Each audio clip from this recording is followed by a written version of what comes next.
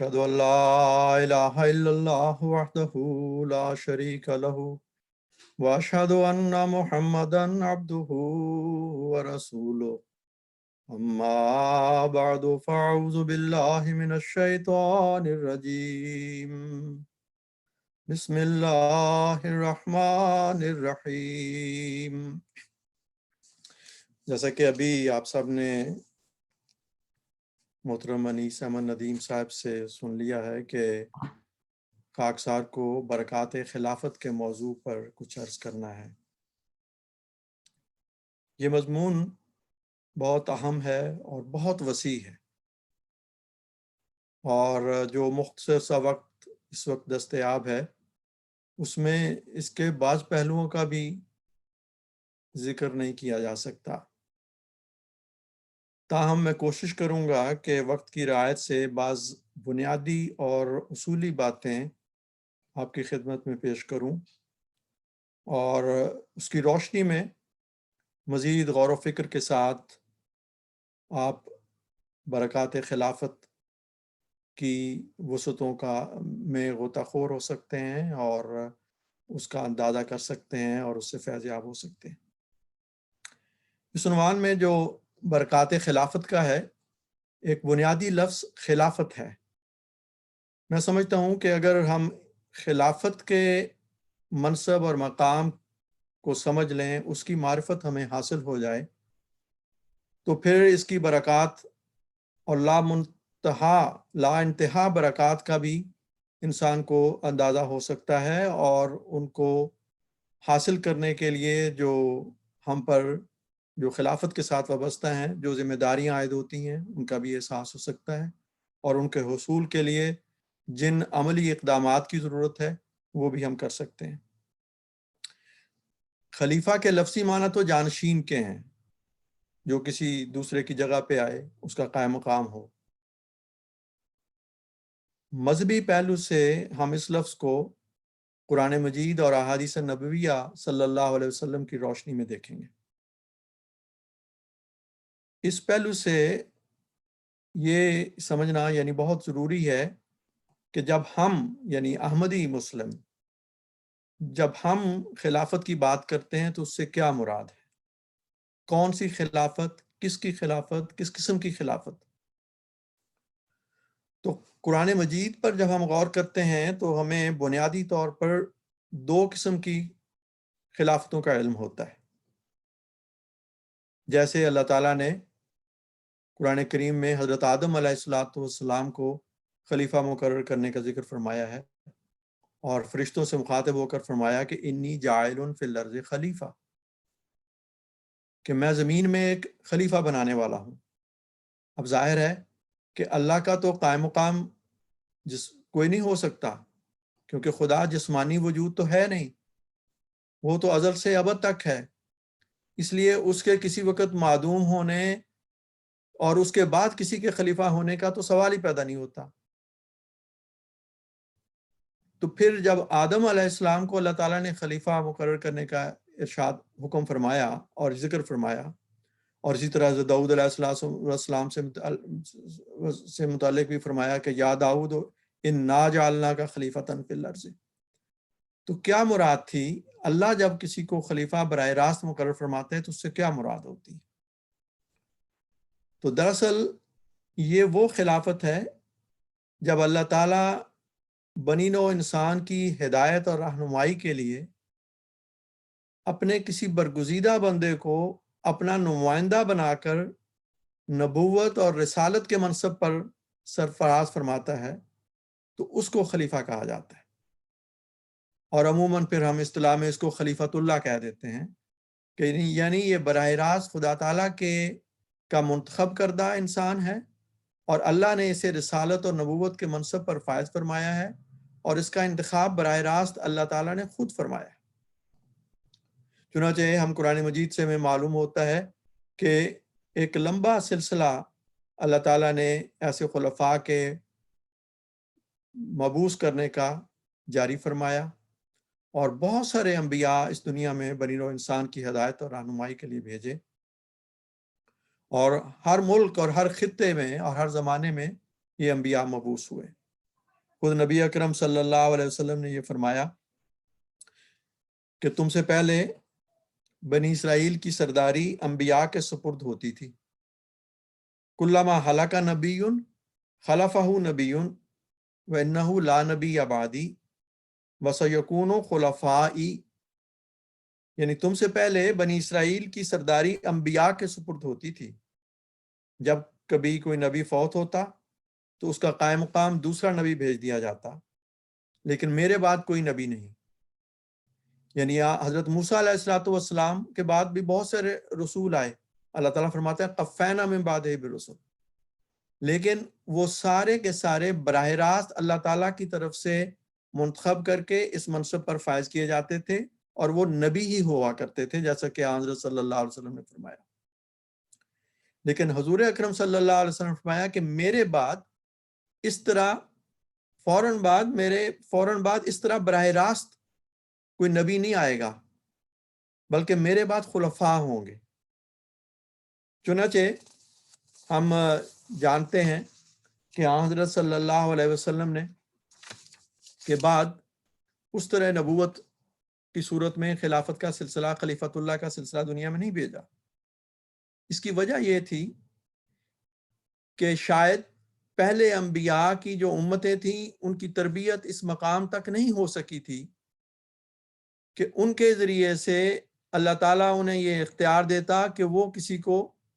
خلیفہ منتخب کریں، اور وہ اسی کو منتخب کریں جس کو خدا کے چاہتا ہے۔ لیکن چونکہ حضرت صلی اللہ علیہ وسلم کی ذات بابرکات میں نبوت اپنے کمال کو پہنچ چکی تھی، اور آپ نے نبوت اور رسالت کی ذمہ داریوں کو اس غیر معمولی عظمت اور شان اور کامیابی اور کامرانی کے ساتھ انجام دیا تھا کہ جس کی نظیر انبیاء گزشتہ کے اصحاب میں نہیں ملتی، اور آپ نے مومنین صالحین کی ایک ایسی جماعت تیار کر دی تھی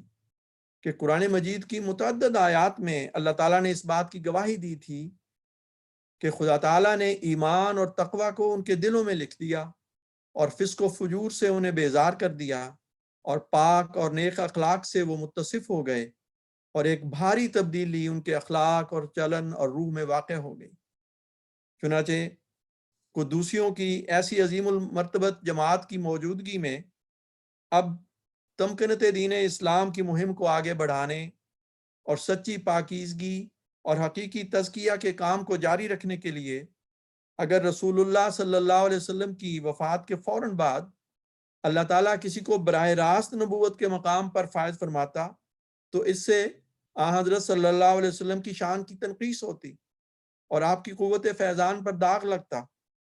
اور آپ کی قوت قدسیہ ناقص ٹھہرتی۔ یہی وجہ ہے کہ حضرت صلی اللہ علیہ وسلم نے فرمایا کہ میرے فوراً بعد کوئی نبی نہیں ہوگا، اور اللہ تعالیٰ نے یہ نہ چاہا کہ پہلے انبیاء کی طرح آپ کے وصال کے فوراً بعد کسی کو خلیفۃ اللہ بناتے ہوئے نبی بنائے، بلکہ اس نے رسول اللہ صلی اللہ علیہ وسلم کی قوت قدسیہ سے وجود پکڑنے والی جماعت مومنین صالحین کو بشارت دیتے ہوئے سورہ نور میں یہ وعدہ فرمایا کہ وہ تم میں خلافت کو قائم فرمائے گا، اور اس طرح رسول اللہ صلی اللہ علیہ وسلم کا فیضان آپ کے وصال کے بعد خلافت کے ذریعے جاری کرے گا۔ چنانچہ اس اجلاس کے آغاز میں جو آپ نے تلاوت قرآن کریم سنی ہے وہ سورہ نور کی وہی آیات ہیں جن میں اس وعدے کا ذکر کیا گیا ہے۔ پھر حضرت صلی اللہ علیہ وسلم کے ارشادات میں ہم پاتے ہیں کہ آپ نے اس کی وضاحت مزید یہ فرمائی کہ آپ نے فرمایا کہ تم میں نبوت رہے گی جب تک اللہ چاہے گا، یعنی خود نبی اکرم صلی اللہ علیہ وسلم کے پاک اور مطہر وجود کی صورت میں، اور پھر آپ نے فرمایا کہ پھر ثم تکون خلافت علی منہاج النبوہ، اس کے بعد منہاج نبوت پر تم میں خلافت قائم ہوگی۔ اور ہم جانتے ہیں کہ حضرت ابوبکر رضی اللہ عنہ سے لے کے حضرت علی رضی اللہ عنہ تک خلفائے راشدین کا ایک دور جاری رہا۔ پھر حضرت صلی اللہ علیہ وسلم نے اسی حدیث میں یہ فرمایا تھا کہ اس کے بعد خلافت نہیں ہوگی بلکہ ملکن عاضن آ جائے گی، اور پھر اس کے بعد ملکن جبریہ آ جائے گی، یعنی بادشاہتوں کا دور شروع ہو جائے گا، اور خلافت کا وہ نظام جو منہاج نبوت پر قائم ہوا تھا وہ ختم ہو چکا ہوگا۔ اور چنانچہ ایک دوسرے موقع پہ حضور اکرم صلی اللہ علیہ وسلم نے بتایا کہ وہ یہ منہاج نبوت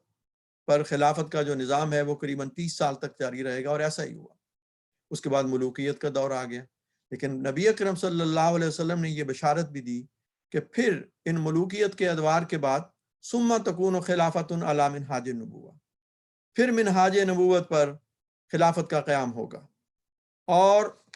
ہم جس خلافت کے ساتھ وابستہ ہیں یہ وہی خلافت ہے جو منہاج نبوت پر قرآن مجید اور آن حضرت صلی اللہ علیہ وسلم کی پیشگوئیوں کے مطابق اللہ تعالیٰ نے قائم فرمائی۔ چنانچہ ہم احمدی مسلمانوں پر اللہ تعالیٰ کے جو بے انتہا احسانات ہیں ان میں سے ایک عظیم احسان یہ ہے کہ ہم اس خلافت سے وابستہ ہیں جس کا وعدہ اللہ تعالیٰ نے سورہ نور کی آیت استخلاف میں فرمایا، اور جو آن حضرت صلی اللہ علیہ وسلم کی پیشخبریوں کے مطابق منہاج نبوت پر قائم شدہ ہے، اور جس کے متعلق آن حضرت صلی اللہ علیہ وسلم نے اپنے ارشاد کے ذریعے اور اس نبوت کی بشارت کے بعد خاموشی اختیار فرما کر آئندہ کسی اور دور کا ذکر نہ فرما کر، اور پھر اس زمانے میں حضرت مسیح موعود علیہ الصلوۃ والسلام نے اپنی رسالہ الوصیت میں اس کے دائمی ہونے کی بشارت دی ہے، یہ وہ خلافت حقہ اسلامیہ احمدیہ ہے جسے اللہ تعالیٰ نے قائم فرمایا ہے۔ یہ انسانوں کی بنائی ہوئی خلافت نہیں، یہ کسی ادارے یا انسٹیٹیوشن یا حکومت کی کھڑی کی ہوئی خلافت نہیں، بلکہ اللہ تعالیٰ کی قائم کردہ ہے۔ یہ وہ خلافت حقہ ہے جسے آسمانی تائیدات حاصل ہیں اور جس کے ذریعے نبوت کے فیضان آج بھی ہم میں جاری ہیں، اور اس کی برکت سے اللہ تعالیٰ کے فضل سے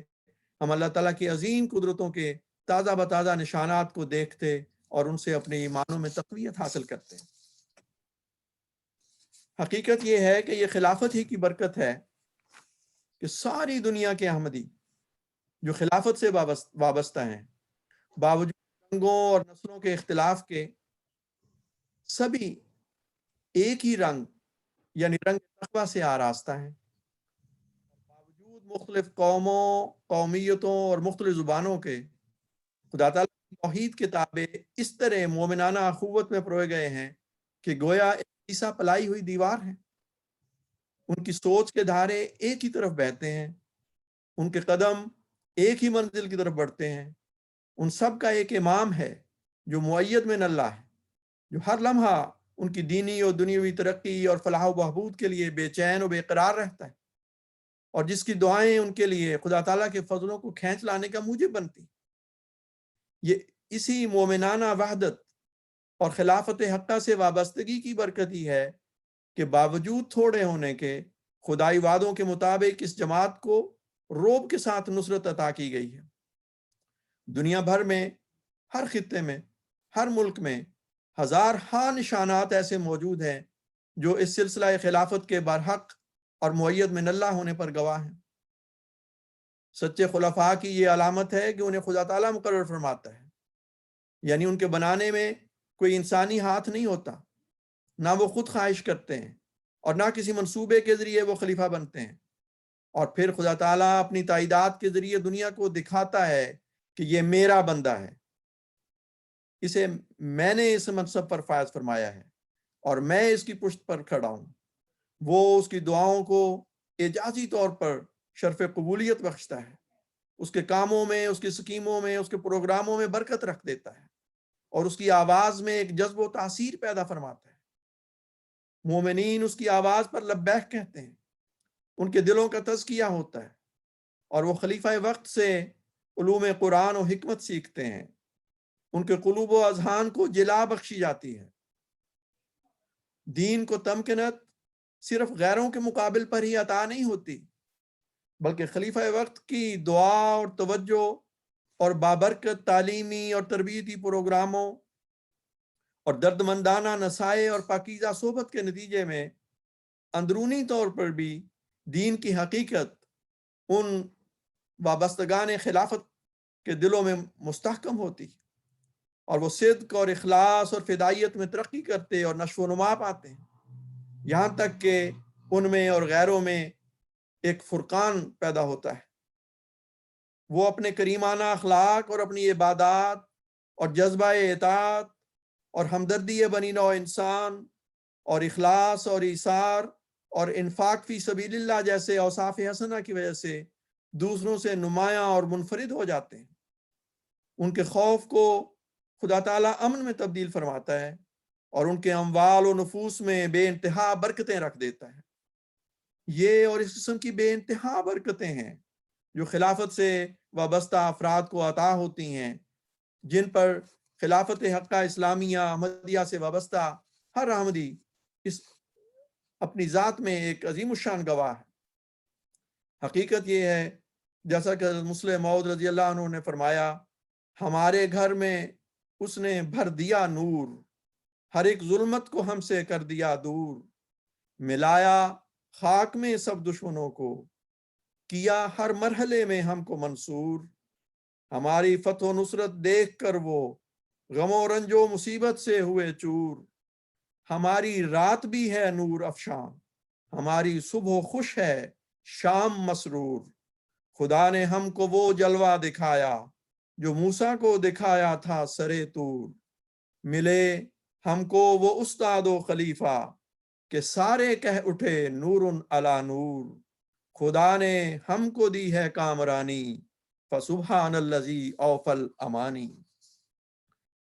جیسا کہ میں نے عرض کیا تھا کہ خلیفہ جو منہاج نبوت پر آتا ہے وہ نبی کے کام کو ہی آگے بڑھاتا ہے۔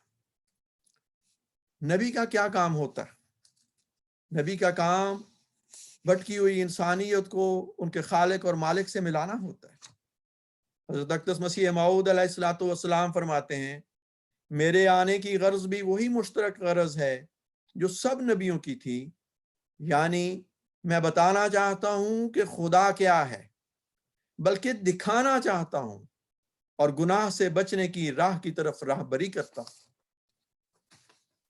آپ فرماتے ہیں، میں اس لیے بھیجا گیا ہوں کہ تا ایمانوں کو قوی کروں اور خدا تعالیٰ کا وجود لوگوں پر ثابت کر کے دکھلاؤں۔ سو میں بھیجا گیا ہوں کہ تا سچائی اور ایمان کا زمانہ پھر آئے اور دلوں میں تقوی پیدا ہو۔ حضرت مسیح موعود علیہ الصلوۃ والسلام نے اپنے زمانے میں، اپنی زندگی میں، اپنی حیات میں اس غرض کو کس شان سے پورا فرمایا، اس پہ آپ کے ہاتھوں سے قائم کردہ جماعت صحابہ کا وہ گروہ ایک کھلی کھلی شہادت ہے۔ خود حضرت اقدس مسیح موعود علیہ الصلوۃ والسلام نے اپنے ان اصحاب سے متعلق یہ عظیم الشان سرٹیفکیٹ دیا کہ آپ نے فرمایا کہ اس زمانے میں جس میں ہماری جماعت پیدا کی گئی ہے، کئی وجوہ سے اس جماعت کو صحابہ رضی اللہ عنہم سے مشابہت ہے۔ وہ معجزات اور نشانوں کو دیکھتے ہیں جیسا کہ صحابہ نے دیکھا، وہ خدا تعالیٰ کے نشانوں اور تازہ بتازہ تائیدات سے نور اور یقین پاتے ہیں جیسا کہ صحابہ نے پایا، وہ خدا کی راہ میں لوگوں کے ٹھٹھے اور ہنسی اور لان تان اور طرح طرح کی دل آزاری اور قطع رحم وغیرہ کا صدمہ اٹھا رہے ہیں جیسا کہ صحابہ نے اٹھایا، وہ خدا کے کھلے کھلے نشانوں اور آسمانی مددوں اور حکمت کی تعلیم سے پاک زندگی حاصل کرتے جاتے ہیں جیسا کہ صحابہ نے کی۔ بہتیرے ان میں سے ہیں کہ نمازوں میں روتے اور سجدہ گاہوں کو آنسوؤں سے تر کرتے ہیں جیسا کہ صحابہ رضی اللہ عنہم روتے تھے۔ بہتیرے ان میں سے ایسے ہیں جن کو سچی خوابیں آتی ہیں اور الہام الہی سے مشرف ہوتے ہیں جیسا کہ صحابہ رضی اللہ عنہم ہوتے تھے۔ بہتیرے ان میں ایسے ہیں کہ اپنے محنت سے کمائے ہوئے مالوں کو محض خدا تعالیٰ کی مرضات کے لیے ہمارے سلسلے میں خرچ کرتے ہیں جیسا کہ صحابہ رضی اللہ عنہم خرچ کرتے تھے۔ ان میں ایسے لوگ کئی پاؤ گے کہ جو موت کو یاد رکھتے اور دلوں کے نرم اور سچی تقوی پر قدم مار رہے ہیں جیسا کہ صحابہ رضی اللہ عنہم کی سیرت تھی۔ وہ خدا کا گروہ ہے جن کو خدا آپ سنبھال رہا ہے اور دن بدن کو ان کے دلوں کو پاک کر رہا ہے اور ان کے سینوں کو ایمانی حکمتوں سے بھر رہا ہے اور آسمانی نشانوں سے ان کو اپنی طرف کھینچ رہا ہے جیسا کہ صحابہ کو کھینچتا تھا۔ غرض اس جماعت میں وہ ساری علامتیں پائی جاتی ہیں جو آخرین منہم کے لفظ سے مفہوم ہو رہی ہیں، اور ضرور تھا کہ خدا تعالیٰ کا فرمودہ ایک دن پورا ہوتا۔ میرے بھائیوں، حضرت مسیح موعود علیہ الصلوۃ والسلام نے یہ جو جماعت بنائی تھی اور یہ جو نبوت کے فیضان آپ کے ذریعے سے جاری ہوئے تھے، یہ آپ کی وفات کے ساتھ ہی ختم نہیں ہو گئے۔ بلکہ جیسا کہ آپ نے بشارت دی تھی اور اس سے پہلے حضرت صلی اللہ علیہ وسلم نے بشارت دی تھی، آپ کی وفات کے بعد خلافت علی منہاج النبوت کا آسمانی نظام قائم ہوا، اور یہ سارے فیوز کا دروازہ آج بھی اسی طرح کھلا ہے، آج بھی بہتے رہے ہیں جو خلافت کے وابستگی کے نتیجے میں اللہ تعالیٰ کے معجزات و نشانات کو دیکھتے ہیں، ان کے ایمان ہر روز ہر لمحہ ترقی کی نئی منازل طے کرتے ہیں، وہ علوم اور حکمت قرآنی سے مالا مال ہوتے ہیں، بہتے رہے ہیں جو اللہ کے حضور روتے اور گڑ گڑاتے اور اس سے قبولیت دعا کے نشانات پاتے ہیں۔ اللہ انہیں سچی رویا اور خوابوں سے نوازتا ہے۔ یہ ہر احمدی جو خلافت سے وابستہ ہے وہ اس بات کی گواہی دے گا کہ اس نے سینکڑوں نشانات ایسے دیکھے ہیں کہ کس طرح اللہ تعالیٰ نے اس جماعت کو جو خلافت حقہ سے وابستہ ہے دن بدن باوجود دشمنوں کی تمام شرارتوں اور ان کے ہیلوں اور ان کے مکروں کے ہمیشہ اپنی حفاظت میں رکھا، اور یہ جماعت ہر پہلو سے ترقی کرتی چلی گئی۔ حضرت مسیح موعود علیہ الصلوۃ والسلام نے جہاں تک اس بات کا تعلق ہے کہ خدا تعالیٰ سے تعلق قائم کرنا، تو یہ تعلق بھی آج بھی خلافت حقہ سے وابستگی کے نتیجے میں حاصل کیا جا سکتا ہے۔ ہم کمزور ہیں، ناتواں ہیں، گناہ گار ہیں، ہم میں یہ طاقت نہیں کہ ہم براہ راست اس پاک اور قدوس ذات کے تک پہنچ سکیں اور اس سے اپنا زندہ تعلق قائم کر سکیں، لیکن یہ اللہ کا احسان ہے کہ اس نے ہمیں خلافت کی نعمت سے نوازا ہے۔ حضرت مسیح موعود علیہ الصلوۃ والسلام نے اپنی زندگی میں یہ فرمایا تھا،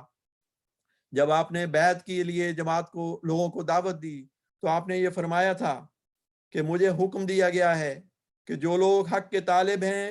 وہ سچا ایمان اور سچی ایمانی پاکیزگی اور محبت مولا کا راہ سیکھنے کے لیے اور گندی زیست اور کاہلانہ اور غدارانہ زندگی کے چھوڑنے کے لیے مجھ سے بیعت کریں۔ بس جو لوگ اپنے نفسوں میں کسی قدر یہ طاقت پاتے ہیں انہیں لازم ہے کہ میری طرف آویں کہ میں ان کا غمخوار ہوں گا اور ان کا بار ہلکا کرنے کی کوشش کروں گا، اور خدا تعالیٰ میری دعا اور میری توجہ میں ان کے لیے برکت دے گا، بشرطے کہ وہ ربانی شرائط پر چلنے کے لیے بدل و جان تیار ہوں گے۔ چنانچہ آپ کے بعد ہم دیکھتے ہیں کہ یہی حال خلفائے مسیح موعود علیہ الصلوۃ والسلام کا تھا۔ آپ ان لوگوں کے لیے جو آپ کی بیعت میں شامل ہیں کس طرح تڑپتے ہیں۔ حضرت امیر المومنین خلیفۃ المسیح خام سید اللہ کے خطبات کو ہم ہر ہفتے سنتے ہیں، آپ کے خطابات کو ہم سنتے ہیں، آپ کے دیگر ارشادات سے ہم آگاہی پاتے ہیں، اور اس سے پہلے بھی تمام خلفاء کے ارشادات کو ہم نے دیکھا اور سنا اور پڑھا ہے۔ ہزارہا ایسے واقعات ہیں جس سے خلفاء کی اپنے جماعت کے افراد سے محبت، ان کے لیے غمخاری، ان کے لیے ہمدردی، ان کے گناہوں کو ہلکا کرنے کے لیے اللہ تعالیٰ کے حضور گریہ وزاری اور ان کی دعاؤں کے نتیجے میں لوگوں کے کام سنورتے ہیں، اور ہزارہا مثالیں اس کی موجود ہیں، کیونکہ حضرت مسیح موعود علیہ الصلوۃ والسلام نے یہ فرمایا تھا کہ مجھے خدا تعالیٰ نے ارادہ فرمایا ہے کہ محض اپنے فضل اور کرامت خاص سے اس عاجز کی دعاؤں اور اس ناچیز کی توجہ کو ان کی پاک استعدادوں کے ظہور و بروز کا وسیلہ ٹھہراوے، اور اس قدوس جلیل الذات نے مجھے جوش بخشا ہے تا میں ان طالبوں کی تربیت باطنی میں مصروف ہو جاؤں اور ان کی آلودگی کے ازالے کے لیے رات دن کوشش کرتا رہوں، اور ان کے لیے وہ نور مانگوں جس سے انسان نفس اور شیطان کی غلامی سے آزاد ہو جاتا ہے۔ سو میں بتوفیق تعالیٰ کاہل اور سست نہیں رہوں گا، اور اپنے دوستوں کی اصلاح طلبی سے جنہوں نے سلسلہ میں داخل ہونا بصدق قدم اختیار کر لیا ہے غافل نہیں ہوں گا، بلکہ ان کی زندگی کے لیے موت تک دریغ نہیں کروں گا، اور ان کے لیے خدا تعالیٰ سے وہ روحانی طاقت چاہوں گا جس کا اثر برقی مادے کی طرح ان کے تمام وجود میں دوڑ جائے، اور میں یقین رکھتا ہوں کہ ان کے لیے جو داخل سلسلہ ہو کر صبر سے منتظر رہیں گے ایسا ہی ہوگا۔ چنانچہ ہم اس بات کے گواہ ہیں، اے مسیح پاک علیہ السلام، جیسا کہ آپ نے اپنی زندگی میں ایسے مقدسین کی ایک جماعت قائم کی تھی، آج بھی اللہ تعالیٰ کے فضل سے آپ کے وہ تمام فیوز و برکات ہمیں خلافت حقہ اسلامی احمدیہ کی صورت میں حاصل ہیں۔ ہمیں وہ آسمانی قیادت، وہ آسمانی امامت دستیاب ہے، اور وہ بھی اسی طرح مسیح پاک کے نقش قدم پر چلتے ہوئے ہمارے لیے دن رات ہماری جسمانی اور روحانی بھلائی کے لیے کوشاں ہیں، اور اللہ کے فضل سے ہم ان کی دعاؤں کی پاک تاثیرات کو محسوس کرتے ہیں اور دیکھتے ہیں، اور ان کی برکتوں کے ساتھ ہزارہا نشانات ہیں جو دنیا میں ظاہر ہو رہے ہیں۔ تو یہ خلافت کی ایک بہت بڑی برکت ہے۔ حضرت مسلم موعود رضی اللہ تعالیٰ عنہ نے ایک موقع پر جب لاہوری یا پیغامی لوگ جنہوں نے خلافت کی بیعت نہیں کی تھی الگ ہو گئے تو آپ نے فرمایا تھا کہ دیکھو کیا تم میں اور ان میں جنہوں نے خلافت سے روگردانی کی ہے کوئی فرق ہے؟ کوئی بھی فرق نہیں، لیکن نہیں، ایک بڑا فرق ہے، اور وہ یہ کہ تمہارے لیے ایک شخص تمہارا درد رکھنے والا، تمہاری محبت رکھنے والا، تمہارے دکھ کو اپنا دکھ سمجھنے والا، تمہاری تکلیف کو اپنی تکلیف جاننے والا، تمہارے لیے خدا کے حضور دعائیں کرنے والا ہے، مگر ان کے لیے نہیں ہے۔ تمہارا اسے فکر ہے، درد ہے، اور وہ تمہارے لیے اپنے مولا کے حضور تڑپتا رہتا ہے، لیکن ان کے لیے ایسا کوئی نہیں ہے۔ آپ ذرا آج ان لوگوں پر ایک نظر تو ڈالیں جنہیں یہ سعادت حاصل نہیں کہ وہ اس آسمانی امامت کو قبول کریں، اس آسمانی نظام خلافت سے وابستہ ہوں۔ ہزاروں، لاکھوں، کروڑوں کی تعداد میں ہیں جو مسلمان ہیں، نمازیں بھی پڑھتے ہیں، مسجدوں میں بھی جاتے ہیں، حج بھی کرتے ہیں، صدقہ خیرات بھی دیتے ہیں، لیکن کیا وجہ ہے کہ وہ دنیا میں ذلیل و رسوا ہیں؟ ان کی کوئی عزت اور احترام نہیں، ان کی طرف دہشت گردی کے ہی الزامات اٹھتے ہیں، اسی قسم کی نظروں سے ان کو دیکھا جاتا ہے، ان کے کوئی وقار دنیا میں نہیں۔ لیکن وہ جماعت جو خلافت کے ساتھ وابستہ ہے، اللہ تعالیٰ ان کی دعاؤں کو بھی سنتا ہے۔ اس کی وجہ یہی ہے۔ دیکھیں، بظاہر تو ایاک نعبد و ایاک نستعین وہ بھی پڑھتے ہیں، ہم بھی پڑھتے ہیں، ہر نماز میں پڑھتے ہیں کہ اے اللہ ہم تیری عبادت کرتے ہیں اور ہم تجھ سے مدد چاہتے ہیں۔ کیا وجہ ہے کہ وہ لاکھوں کروڑوں مسلمان جو یہ دعا کرتے ہیں، ان کی عبادتیں کیوں قبول نہیں ہوتی؟ ان کی مدد کو خدا کیوں نہیں آتا؟ کیا نعوذ باللہ خدا بہرا ہے؟ نہیں، ایسی بات نہیں ہے۔ یہاں پہ یہ نہیں فرمایا کہ میں عبادت کرتا ہوں، ان میں اچھے لوگ ہوں گے، یقیناً ہیں، اور انشاءاللہ اگر ان کی وہ سعادت مند ہیں تو وہ اس سعادتوں کی جماعت میں شامل ہوں گے اور اس امامت کو قبول کریں گے، لیکن بحیثیت جماعت ان کے ساتھ خدا کا وہ سلوک نہیں ہے۔ اس لیے کہ نعبدوں میں تو یہ پیغام تھا کہ ہم عبادت کرتے ہیں، اور عبادت وہ ہوتی ہے جب ہم کہتے ہیں کہ ہم عبادت کرتے ہیں تو باجماعت عبادت ہوتی ہے امام کے ساتھ۔ امام تو ان کے بھی ہیں، سینکڑوں ہزاروں امام ہیں دنیا میں ان کے، لیکن چونکہ ان اماموں نے اس آسمانی امام کو ٹھکرایا ہوا ہے جسے خدا نے اس زمانے میں بھیجا تھا، اور اس آسمانی امامت اور سیادت کو قبول نہیں کیا جسے خدا نے اس زمانے میں قائم کیا ہوا ہے، یعنی خلافت حقہ اسلامی احمدیہ جو منہاج نبوت پر قائم شدہ خلافت ہے۔ اس لیے ان کی ساری امامتیں اور ان کے مقتدین کی ساری عبادتیں اور دعائیں وما دعاء الکافرین الا فی ضلال کے قرآنی پیغام کے مطابق رد کی جا رہی ہیں۔ اس کے مقابل پر آپ گواہ ہیں، میں گواہ ہوں، دنیا بھر کے احمدی اس بات پر گواہ ہیں کہ ہم جب اپنے امام کتابیں اس کے ساتھ مل کر اس کی دعاؤں کے رخ پر دعا کرتے ہیں تو اللہ تعالیٰ ہماری انفرادی آزانہ دعاؤں کو بھی شرف قبولیت بخشتا ہے۔ اس لیے کہ یہ وہ حبل اللہ ہے جو اس زمانے میں ہمیں عطا کی گئی ہے، یہ وہ رسی ہے جو خدا نے ہمیں عطا کی ہے، جس کو تھام کر جس کے ذریعے سے ہم اوپر خدا تک پہنچ سکتے ہیں۔ اور اللہ نے فرمایا ہے کہ وَاعْتَصِمُوا بِحَبْلِ اللَّهِ جَمِيعًا وَلَا تَفَرَّقُوا، تم سارے اکٹھے ہو کر اس حبل اللہ کو مضبوطی سے تھام لو اور تفرقہ نہ کرنا۔ اس میں ہمیں یہ نصیحت ہے کہ سارے پکڑو، 1 2 4 5 10 نہیں۔ اگر تم میں سے ایک بھی ایسا ہے جو تفرقہ پیدا کرنا کا موجب ہے تو اس کو سمجھاؤ کہ اس اعتصام بحبل اللہ کے نتیجے میں ہی خدا تک تم پہنچ سکتے ہو اور تمہاری دعائیں اور عبادتیں قبول ہو سکتی ہیں۔ اگر اس کو چھوڑا تو تم کار مذلت میں گر جاؤ گے۔ اور کبھی اس خدا کی نعمت کو بھولنا نہ کہ یہ حبل اللہ ہی ہے جس نے ہمیں ایک وحدت کی رسی میں پرویا ہوا ہے۔ اس کے بغیر وہی حال ہے دنیا کا۔ آپ دیکھ لیں جنہوں نے اس رسی کو نہیں تھاما ہوا کہ وہ کس طرح کل حزب بما لدیہم فرحون کے مطابق ہر کوئی اپنی اپنی جگہ پہ خوش ہو رہا ہے، لیکن حقیقت یہ ہے کہ انہوں نے قرآن کو بھی ٹکڑے ٹکڑے کر دیا ہے اور وحدت کے نعرے بھی لگاتے ہیں، اکٹھے ہونے کے مطالبے بھی کرتے ہیں، لیکن ان کے دل پھٹے ہوئے ہیں۔ तहसबुहुम जमीअन व क़ुलूबुहुम शत्ता के मिस्ताक हैं वो लोग। लेकिन खिलाफत अहमदिया की बदौलत अल्लाह ताला हमारी आज़ाना इबादतों और दुआओं को भी कबूल करता है। ये एक ऐसा सबक है जिसे हमारे बुजुर्गान ने बहुत अच्छी तरह समझा और नस्लन बादा नस्लन इस बात को बयान भी करते आए। हजरत मौलाना गुलाम रसूल साहब राजकी रजी अल्लाह ताला अन्हु का नाम आपने सुना हुआ है, आपके हालात बहुत सारे लोगों ने पढ़े भी होंगे। हयात कुदसी के नाम से आपकी एक तसनीफ है, बहुत ईमान अफरोज है, पढ़ने के लायक है। जिन्हें उर्दू आती है उन्हें ज़रूर पढ़नी चाहिए, और पढ़ के तो फिर जिनको नहीं उर्दू आती उनको भी समझाएं अपनी ज़ुबान में तर्जमा करके। बहुत ही ईमान अफरोज वाक़। हजरत राजकी साहब से मुतालिक आता है कि वो लोग उनके पास दुआ के लिए जाते थे, वो हाथ उठाते थे दुआ के लिए, और उसी वक्त ऐसा उनका अल्लाह ताला के साथ एक जिंदा रब था और खुदा का उनके साथ ऐसा सलूक था कि उसी वक्त दुआ करते ही बता दिया करते थे कि ये तुम्हारा काम हो जाएगा या नहीं होगा। आप अपना वाकया एक बयान फरमाते हैं कि मुझे एक दफ़ा मैंने कादियान में अपना एक मकान तामीर करना था। कुछ पैसों का तो इंतज़ाम हो गया और मैंने कुछ साजो सामान ले भी लिया, लेकिन फिर भी घर की तामीर के लिए मुझे कुछ कर्ज लेना पड़ा, और करीबन 2000 रुपए के करीब मैंने रकम जो है वो कर्ज के तौर पर ली उस जमाने में।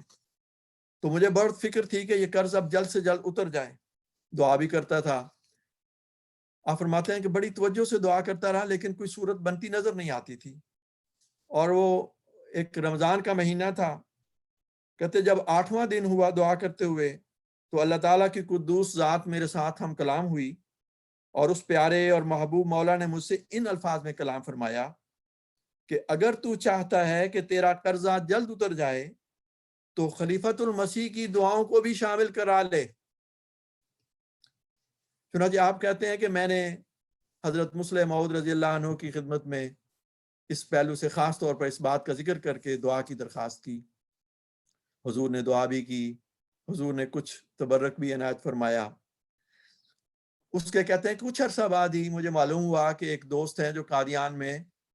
मकान खरीदना चाहते हैं। कहते मैंने उन्हें कहा कि आप सुना है मकान तलाश कर रहे हैं, मेरा मकान तैयार है, अगर आप लेना चाहें तो मुझे खुशी होगी। तो वो दोस्त एक मुतमव्वल दोस्त थे। वो कहने लगे कि मकान की तो आपको भी ज़रूरत होगी, आप क्यों बेचना चाहते हैं? तो आपने फरमाया कि हाँ, ज़रूरत तो मुझे भी है, लेकिन मजबूरी है, मैंने कुछ कर्ज है मेरे पे। तो वो कहने लगे कि मैंने कुछ रकम कादियान में अमानत में रखी हुई है, आपको जितनी रकम की ज़रूरत है वहाँ से ले लें, और आप इस बात की फ़िक्र ना करें, मैंने उनको लिख दिया है कि वो रकम आपको अदा कर दें। चुनांचे वो कहते हैं कि मुझे जितनी रकम की ज़रूरत थी मैंने वहाँ से ले ली, और कुछ अरसे बाद मैंने उन्हें कहा कि आप दुआ करें कि आपका कर्ज भी उतर जाए। तो वो कहने लगे मैंने आपको बतौर कर्ज के तो दी नहीं, बस मेरे कुछ बाज़ काम हैं जो फंसे हुए हैं, बाज़ मेरे कुछ ख्वाहिशें हैं, दुआ करें अल्लाह ताला वो पूरी फरमा दे और बाज़ मकासद जो हैं वो पूरे हो जाएं। कहते हैं मेरे दिल में बहुत दर्द पैदा हुआ और मैंने खास तौर पर उनके लिए बड़े दर्द से दुआ की, और अल्लाह ने ऐसा फरमाया कि उनके वो काम भी हो गए। तो वो फरमाते हैं कि हकीकत ये है, अब वो एक ऐसे साहिब रोया कुशूफ इंसान, वो कहते हैं हकीकत है कि खाकसार या किसी दूसरे अहमदी दोस्त को अगर अल्लाह ताला के फजल से किसी इल्हामी बशारत से नवाजा जाता है या किसी दुआ की कबूलियत का शर्फ हासिल होता है, तो उसमें भी हमारी किसी खूबी का दखल नहीं, बल्कि ये सब फैज़ और बरकत और कमाल हज़रत अक़दस मसीह मऊद अलैहिस्सलाम और आपके खुलफ़ाए इज़ाम और अहले बैत का है। तो मेरे भाइयों और बहनों, ये सबक हमेशा याद रखने वाला है, और मैं जानता हूँ कि अल्लाह के फजल से आप में से अक्सरियत इस बात को जानती है, और हम जब खलीफातुल मसीह की खिदमत में अपने कामों के लिए दुआ के लिए अर्ज़ करते हैं, तो अल्लाह ताला अपने फजल से उन दुआओं को कबूल फरमाता है, और खलीफा वक्त की दुआओं से हमारे वो काम आसान भी होते हैं। बेशुमार वाक़यात हैं, वक्त ऐसा इतना नहीं है कि मैं किस तफसीलात में जा सकूं। एक बात जो मैं इस पहलू से इस मौके पे अर्ज करना चाहूंगा कि बाज़ औक़ात इंसान ये सोचता है कि हुजूर को तो पहले ही इतनी फ़िक्रें और परेशानियां हैं, सारी दुनिया में लोग हुजूर को फ़िक्रें और परेशानियां ही लिखते हैं, तो मैं क्यों ख़त लिख के हुजूर को मज़ीद परेशान करूं। ये ख्याल दुरुस्त नहीं है। हज़रत मोहतरम ग़ुलाम नबी साहब जो एडिटर अल फज़ल भी हुआ करते थे कादियान में, वो बयान करते हैं कि सन 1914 में हुजूर ने जब मेरा निकाह पढ़ा हज़रत मुस्लिम मौऊद रज़ी अल्लाह अन्हु ने, तो उसके बाद कई साल तक औलाद नहीं हुई। اور نہ میں نے دعا کی درخواست کی کہ حضور کو تو معلوم ہی ہے کہ میرے ہاں اولاد نہیں ہوئی، تو میں حضور کو لکھ کر کہ یہ اپنے اولاد کے لیے خام خواہ حضور کو کیا میں لکھوں، مجھے پریشان نہیں کرنا چاہتا تھا۔ کہتے ہیں میں نے 1922 میں حضور کا ایک مکتوب شائع ہوا جس میں حضور نے درس تھا کہ انسان کو دعا پر مخفی طور پر یقین نہیں ہوتا، اور وہ خود تو بعض دفعہ دعا کر لیتا ہے مگر دوسروں کو کہتے ہوئے ابا کرتا ہے، یعنی انکار کرتا ہے، وہ کسی کو کہنا نہیں چاہتا۔ کبھی وہ دوسرے سے دعا کی تحریک مخفی تکبر کی وجہ سے نہیں کی جاتی، اور کبھی شیطان اس کے متعلق دھوکہ دے دیتا ہے جس سے انسان دعا کروانا چاہتا ہے کہ میں ایسا مقبول نہیں کہ کوئی میرے لیے دعا کرے، یا میں اس کے وقت کو کیوں ضائع کروں۔ اور چوتھی بات اس خط میں، اس مکتوب میں حضرت مسلم موعود نے یہ فرمائی تھی کہ شامت اعمال کی وجہ سے اللہ تعالیٰ جس کو فوائد سے محروم رکھنا چاہے تو اس کی توجہ اس شخص سے پھیر دیتا ہے جس سے وہ اپنے مطلب کو حاصل کر سکتا ہے، اور اگر پہلے امور میں سے کوئی وجہ نہیں تو آخری ضرور ہے۔ وہ کہتے ہیں کہ یہ پڑھ کر تو میں لرز گیا، اور میں نے حضور کی خدمت میں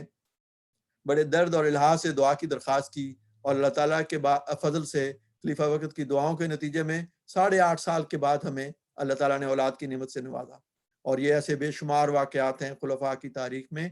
8.5 سال نہیں، کئی سال کے بعد،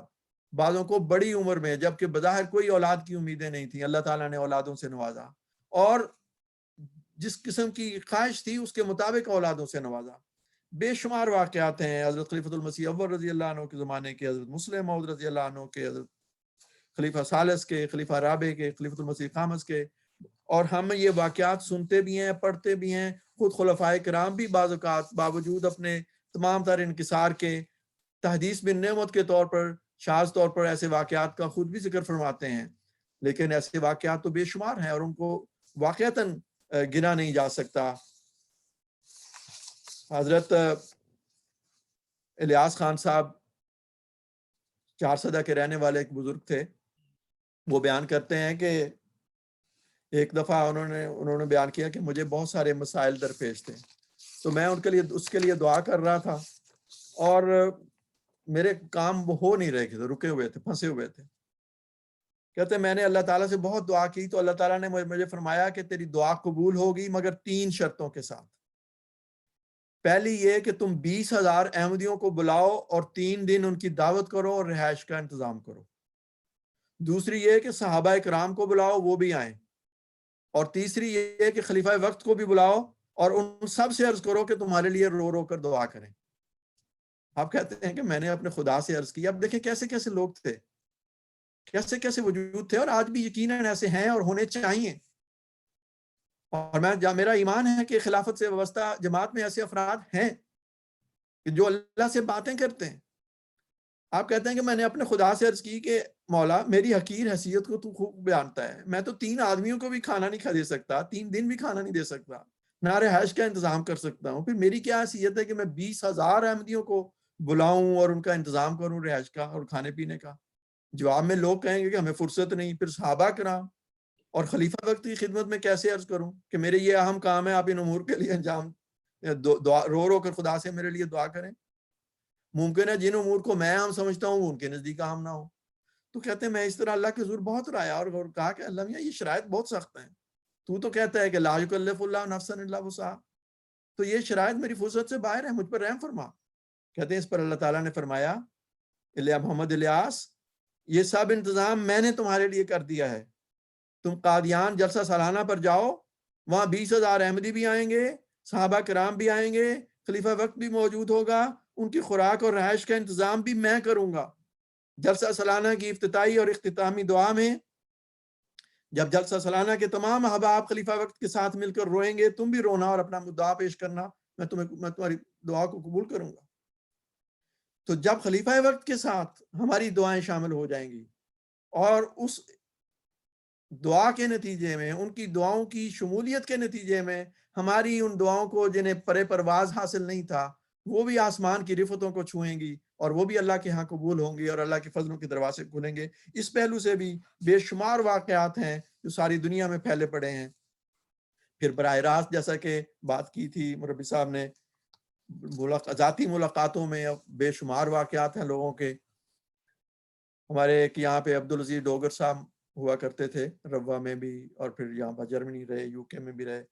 کافی اللہ کی وجہ سے لمبی عمر پا کے وہ وفات ہوئے ہیں، وفات پائی انہوں نے اپنے بھی بہت سارے واقعات کا ذکر فرمایا ہے۔ وہ کہتے ہیں کہ کچھ سال پہلے، اور یہ 2013 میں ان کا یہ واقعہ جو تھا وہ شائع ہوا تھا الفضل میں، وہ کہتے ہیں کہ خلافت کی برکات تو بے شمار ہیں۔ کہتے ہیں کچھ عرصے سے میری نظر شوگر کی مرض کی وجہ سے تدریج بہت کمزور ہو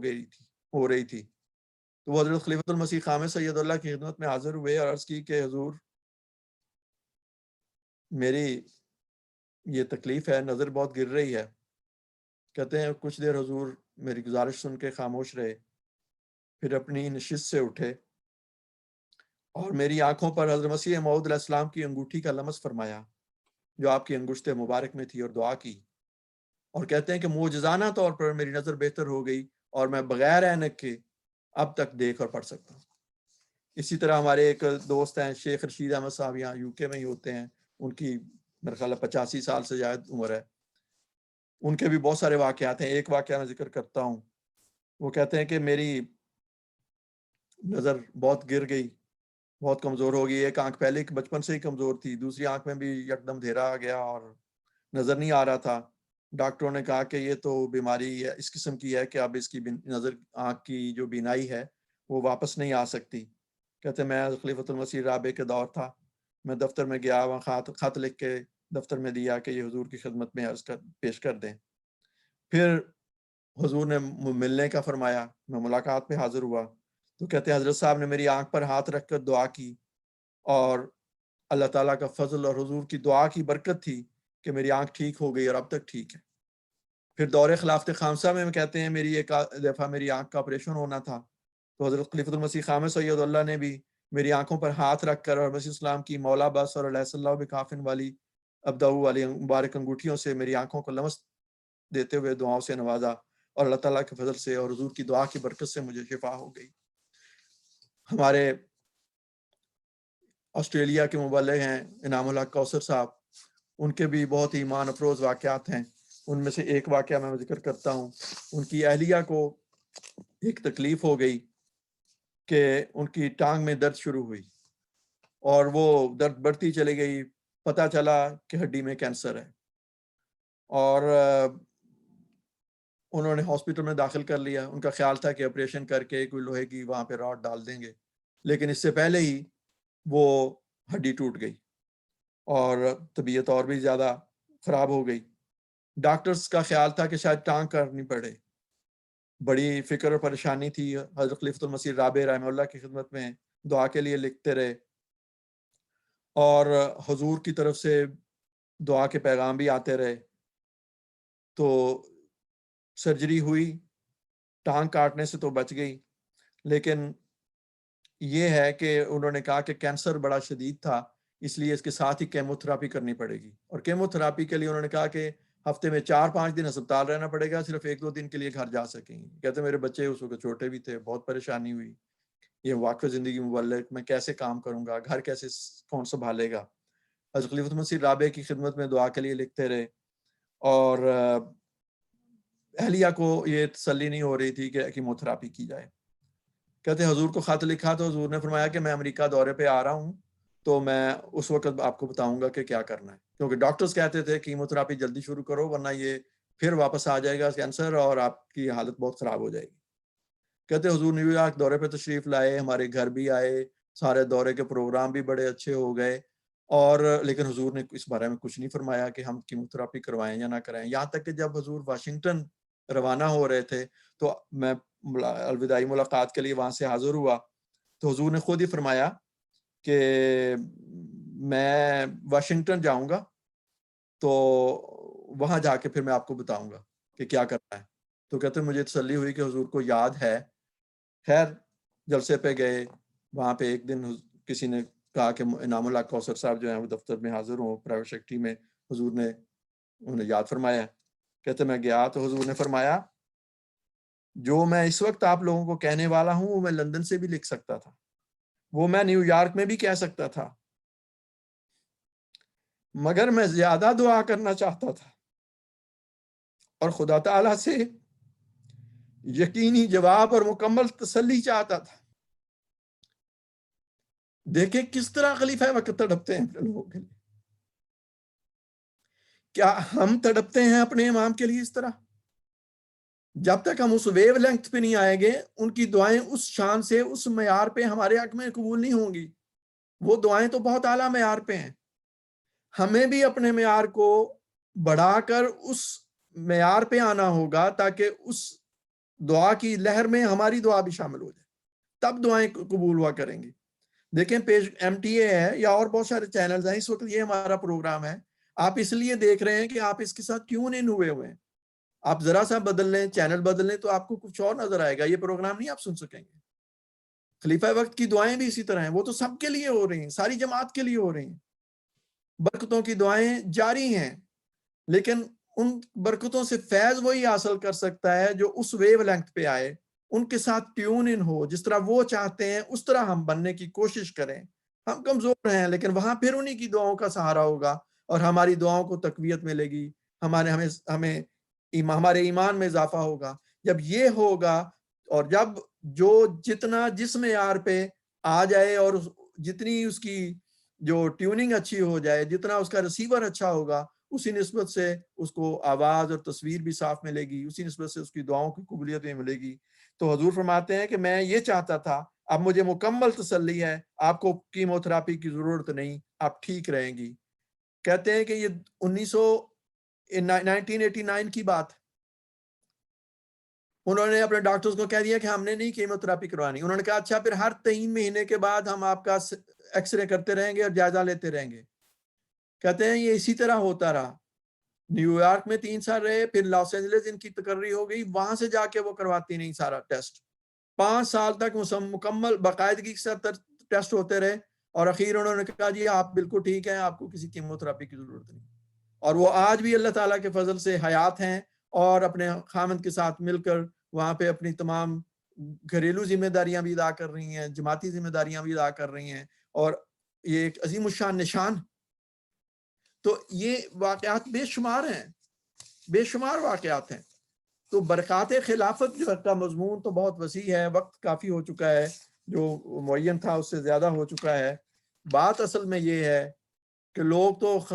جو ہمارے غیر ہیں وہ تو خلافت کے خواب ہی دیکھتے ہیں، خواہشیں کرتے ہیں، لیکن نہ ان کے ایمان اس معیار پر ہیں، نہ ان کے عمل اس بات پر ہیں کہ خلافت کی نعمت ان کو عطا ہو۔ ہمیں خدا نے یہ نعمت بخشی ہے، یہ اس کا فضل اور احسان ہے، ہمارا فرض ہے کہ ہم اس نعمت کی قدر کریں۔ وَاذْكُرُوا نعمت اللہ علیکم کی قرآنی ہدایت کو ہمیشہ اپنے سامنے رکھیں۔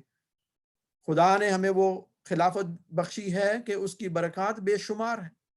میرے پاس اس وقت نہیں ہے کہ جماعتی لحاظ سے جو ترقیات ہیں، جو مختلف پروگرام ہیں، جس طرح آگے بڑھ رہے ہیں اس کی تفصیل میں جایا جائے۔ قرآن مجید کے تراجم ہے، مساجد کی تعمیر ہے، لٹریچر کی اشاعت ہے، بیتوں کا نظام ہے، اس کو مختلف فلاحی پروگرام ہیں، ان میں کس طرح سے ترقی ہو رہی ہے، پھیلاؤ ہو رہا ہے، ہاسپٹلز کا قیام ہے، اسکولوں کا قیام ہے، اور بنی نوع انسان کی خدمت کے مختلف پروگرام جاری ہیں۔ MTA ہے، وہ کہاں سے کہاں تک پہنچ چکا ہے۔ حضور اید اللہ نے اپنے کل کے خطبہ جمعہ میں اس کا نہایت اختصار کے ساتھ ذکر بھی فرمایا۔ آپ سب کے سامنے یہ کھلے حقائق ہیں۔ بات اصل یہ ہے کہ خلیفہ کی برکتیں، خلافت کی برکتیں اس لیے ہیں کہ یہ خلیفہ خدا کا بنایا ہوا ہے، اور خدا تمام طاقتوں کا مالک ہے، تمام فیوز کا منبع ہے، ہر خیر اسی کے ہاتھ میں ہے۔ تو اب خدا نے یہ ایک دروازہ رکھا ہے، یہ وہ وسیلہ ہے جس کے ذریعے سے ہم خدا تک پہنچ کر خدا کی برکات کو حاصل کر سکتے ہیں۔ بعض اوقات خلیفہ وقت دعا ابھی کرتے بھی نہیں، ابھی خلیفہ وقت تک ہماری درخواست بھی نہیں پہنچی ہوتی، ان کی ایک نظر ہی کام کر جاتی ہے، اور بسا اوقات بغیر کچھ الفاظ کے بولے ہی ان کے جو توجہ ہے وہ اپنے اللہ کے فضلوں کو کھینچ لانے کا موجب ہو جاتی ہے۔ حضرت مسیح موعود علیہ الصلوۃ والسلام ایسے پاک اور مقدس وجودوں کا ذکر کرتے ہوئے جو خدا کے عاشق ہوتے ہیں، اور فرماتے ہیں کہ ان سے خدا کے کام سبھی معجزانہ ہیں، یہ اس لیے کہ عاشق یار یگانہ ہیں،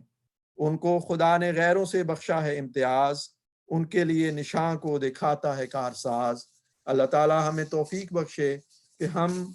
خلافت کے منصب کو سمجھیں، اس کے مقام کی معرفت کو حاصل کرنے والے ہوں اور اس کے مطابق ان کی کامل اخلاص اور وفاق کے ساتھ اطاعت کرتے ہوئے